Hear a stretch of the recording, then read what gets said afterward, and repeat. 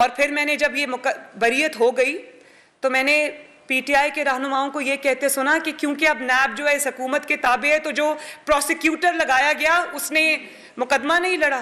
تو یہ میں قوم کے لیے بتا دوں، ان کی انفارمیشن کے لیے، ان کے نالج کے لیے، کہ میرے مقدمے میں آخر تک وہی 2 وکلاء، وہی 2 پروسیکیوٹرز رہے جن نے میرا مقدمہ بنایا تھا.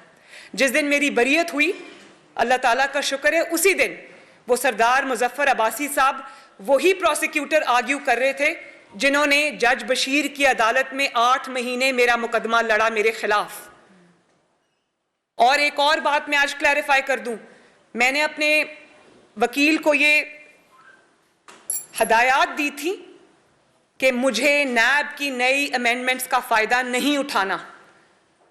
تو یہ میں پوری قوم کو آج یہ بتا دینا چاہتی ہوں. اس پہ ڈیٹیل پریسر میں نے پہلے بھی آپ سے کہا تھا کہ میں ڈیٹیل فیصلہ آنے کے بعد پاناما کا اس کے اوپر میں پریسر کروں گی. ابھی میں نہیں کروں گی. پھر میں بتاؤں گی کہ اس کیس میں کیا کیا ہوا اور کس طرح سے فاؤل پلے ہوا، کس طرح سے سازش ہوئی. سارے کیس کے ایک ایک حقائق جن پر میں نے آج تک بات نہیں کی اور چپ کا روزہ رکھا، وہ میں قوم کے سامنے لے کر آؤں گی. لیکن میں آپ کو یہ بتا دوں کہ مجھے جو امینڈڈ لا ہے نیب کا، جو نئی امینڈمنٹس آئی ہیں، نہ میں نے وہ اویل کی ہیں، نہ اس کے تحت مجھے ریلیف ملا ہے.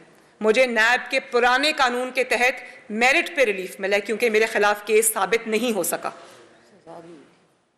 اور اس جھوٹے کیس میں میں نے سزا بھگتی 4 مہینے.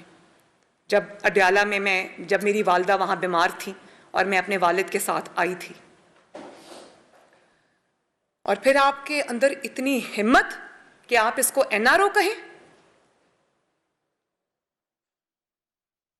این آر او یہ ہوتا ہے کہ جھوٹا مقدمہ جس کی آج سرے بازار جو رسوا ہو گیا، سرے بازار جس کی حقیقت آج قوم کے سامنے آ گئی، آپ کی اتنی ہمت کے بجائے اس پر آپ معافی مانگے جا کر کہ میں نے ایک خاتون سے زیادتی کی، میں نے نواز شریف صاحب سے زیادتی کی، یا بھلے آپ کے اندر اتنی اخلاقی جرت نہیں ہے کہ آپ معافی مانگے تو آپ جائے نماز بچھائیں بنی گالا میں اور اللہ تعالیٰ سے معافی مانگے کہ میں بے گناہوں کے ساتھ میں نے سازش کی، ان کو سزا دلوائی صرف اس لیے کہ مجھے ملک کا وزیر اعظم بننا تھا. کیونکہ اگر وہ میدان میں رہتے تو میں وزیر اعظم نہیں بن سکتا تھا. این آر او اس کو کہتے ہیں کہ ماں وہاں مر رہی ہو اور باپ اور بیٹی ہاتھ پکڑ کر آ کر ایک جھوٹے مقدمے میں جس کی ہر طرف سے گواہی آ رہی تھی، تب بھی آ رہی تھی. کس کو یاد نہیں ہے کہ وہ اس طرح سے ایک صحافی نے جو نیب عدالت سے وہ یوں منہ چھپا کر ایک صاحب نکل رہے تھے جن دنوں ہمارا مقدمہ چل رہا تھا. آپ لوگوں کو یاد ہے یا نہیں یاد؟ شوکت عزیز صاحب کی گواہی کس کو یاد نہیں ہے؟